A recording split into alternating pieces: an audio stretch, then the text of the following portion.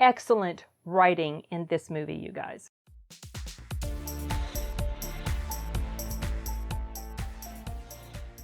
Okay, so this is going to be a movie review about Knives Out. Yesterday, as of the recording of this, it was yesterday, which was Thanksgiving, I went to go check this out. It was, I think they had an early screening of it the week before, but I didn't have a chance to go see it, so I decided I would go see it on Thanksgiving Day. And I did just that. And I was glad I did. It was actually a really fun outing. I was super impressed with the writing in this particular story. The way it was all woven together. The cast itself was a very diverse cast of people, a bunch of recognizable faces and names, and they all did a super good job. And so if you see the trailer, you know sort of what it's about, right? So this elderly author, who's played by Christopher Plummer, he has a birthday party. The night of his birthday party, he commits suicide. And this investigator, played by Daniel Craig, is brought in to investigate the matter. Now, the family, they're very rich, well off. He has basically taken care of them their whole lives, you know. And so you find out during the course of the investigation that each family member had their own motive for potentially wanting the patriarch of the family to die. And because he's very rich, right? So, and in the beginning, it starts off and you're like, okay, there's definitely something fishy about his death, but they're talking about the forensics and, it matches up with the suicide. And then something is revealed. I wouldn't say in the very, very, very beginning, but not terribly long into the story, something is revealed and you're thinking to yourself, okay, so this is the situation, then what is the point of this story?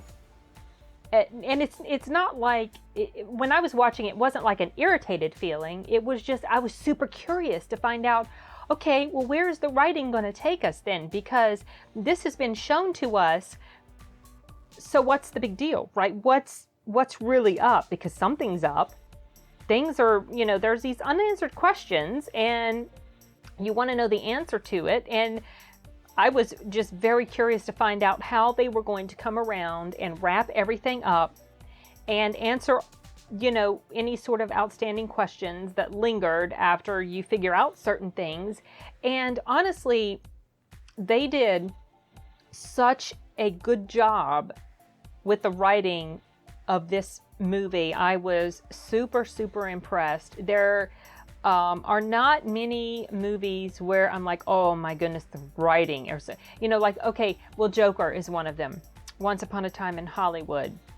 Writing, just supremely good writing. And this is another film that stands out to me. There goes my dryer. This is another film that stands out to me as something that was extremely well written. Now, I'm going to go back to the theater in a few days and watch it again with the rest of my family because they weren't able to come see it with me. They were doing some other stuff on Thanksgiving. And so we're going to go back and see it again. I'm going to try to pay more attention to see if there's any sort of plot holes or any writing that feels weak to me, which is what I typically notice on subsequent viewings. Things that didn't really stand out to me before as a possible problem, sometimes they show up later. Not always, in a really solid film, it doesn't work like that. I have seen Joker now 4 times in the theaters, and so far I haven't found anything like that. I will be checking to see or paying attention to see if something like that stands out to me when I'm watching this for a second time. But I have a feeling that it won't. And I was really impressed with the whole package. The acting was really, really good. As I expected. I mean, I know everyone in here. For the most part, I know every actor. I mean, I recognize every actor in here, and they all did a really good job. There are some faces I didn't really like. I wasn't quite sure if I'd seen this person before. They didn't strike, they didn't strike a chord of memory in me. So, but most everyone I recognized, and everyone did a phenomenal job in this particular film, as I expected that they would. I really liked also the pacing was very well done. You didn't really feel like, or I didn't really feel like there was a moment where things were getting draggy or anything like that. And I was, oh, okay, let's get this over with. I enjoyed every moment of this movie. I was not bored one moment. And what it really reminded me of, they've been advertising this as a whodunit. Of course, that's exactly what it is. It's a whodunit with a little bit of a different twist. Reminds me of maybe stories like, think like Agatha Christie type, where there's this mystery and there's all these different characters and all these different little things are interwoven. And every character sort of like has a shady sort of, well, not every character, but most of the characters you could say, okay, that person's kind of shady. Like, you could see why this person would be motivated to do something that was bad, not very good. But anyway, the way that it wrapped up, the way everything tied up in the end, and there are no mid-credits or post-credits scenes, you guys. So, when the credits start to roll, you can go unless you just happen to want to stick around and listen to the songs and, watch the credits or whatever. But the way they wrapped everything up was really impressive. And I can't really think of anything negative to say about this film. I had seen the trailers. I'd done a reaction to the trailer at least twice. I think there were 2 trailers that I saw and did reactions to.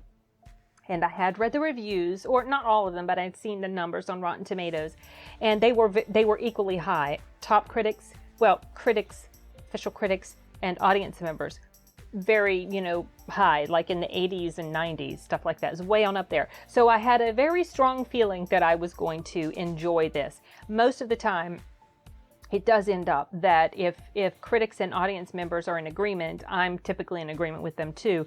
Sometimes it doesn't work out that way. That I don't agree with like both of them. That's pretty rare. It does happen. But I had a good feeling about this. I could tell by the trailer that it was something that I would dig because I like mystery type stuff like that. And this one was done pretty well. You don't have too many whodunit type movies anymore. That you don't really have many of those Agatha Christie type stories that show up in the theaters. And this, in my opinion, did a great honor to that whole genre of mystery, with a little comedy thrown in, some drama thrown in too, because there is some serious subject matter that is talked about in here, and I think it was handled really well. So, I highly recommend you guys go check this out. If you don't want to go see it on the big screen, it's not like it's really something that I feel is only fully appreciated on the big screen. You could certainly wait to see this on the small screen if you want to. I felt like Joker would be, initially I felt like Joker would be something that could be just as equally appreciated on the small screen as the big screen. But the more I watched it, the more I realized how absolutely amazing the cinematography and the score of Joker, and it just so really pulls you in and captivates you, especially the scenes towards the end when Joker has been fully realized, and the score that goes along with that, it just gave me chills. There's nothing really like that in this, so certainly you can have a full appreciation for it on just your regular TV screen. But in my opinion, there are a lot of films that I see trailers for and I know right away, no, I'm not going to go see this on the big screen. However, I do think the big screen experience is more enjoyable in general, just because when you see things up on that big screen and you hear, the sound is so surrounding and so very, it just really envelops you. To me, that is a more enjoyable experience. but I know that I'm not going to go spend money on that for every single film I'm interested in, because I know that I can enjoy it probably just as much by watching it on my TV. So certainly, you know, I'll be honest as I can about this. This is one of those films, but to me, it's more fun to watch it on the big screen. And so I'm glad I did, and looking forward to going and seeing it again and seeing if I can pick out any sort of inconsistencies. But I have a feeling, I just really don't think I'm going to find anything like that, because this was so well done. Every little question that I can think of right now that I had was answered, wrapped up. As far as, you know, the mystery side of it goes, and trying to figure out, you know, what was the reason for this happening. Now, not every little, but there's a lot of things, you know, when you've seen movies as long as I have, you recognize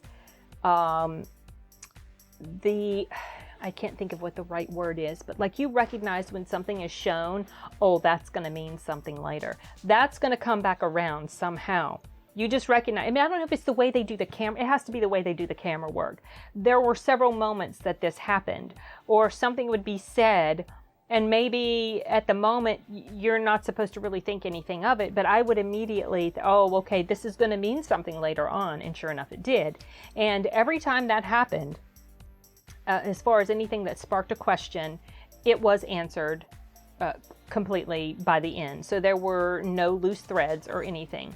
This family was pretty hilarious.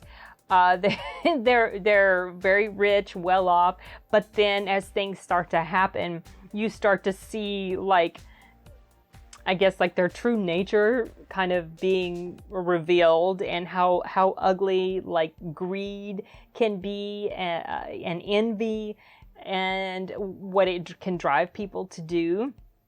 And I feel like everyone that was involved in this pulled that off really well. You get to know, like, the characters and their little personality quirks, and the different arguments that they have about, like, political and societal type issues, you know, and the fighting and bickering that goes on. Pretty hilarious. The comedy in here was tasteful, and it seemed to come at the right time. And it didn't get, like, slapsticky or ridiculous or anything like that. And so just a really fun movie. Not terribly heavy, you know, with regard to depressing or anything like that, but not so lighthearted that you couldn't take it seriously. So I definitely recommend this film for anyone who's a fan of anyone who is a fan of this type of movie, this genre, like mystery whodunit sort of thing. I think you guys will like it. And even if you're not, you probably will like it. So I guess that's all I can think of to say about this for now. I've gone blah blah on and on. Didn't mean to go on this long, but anyway, wrapping this video up, and I will see you in the next one. Bye.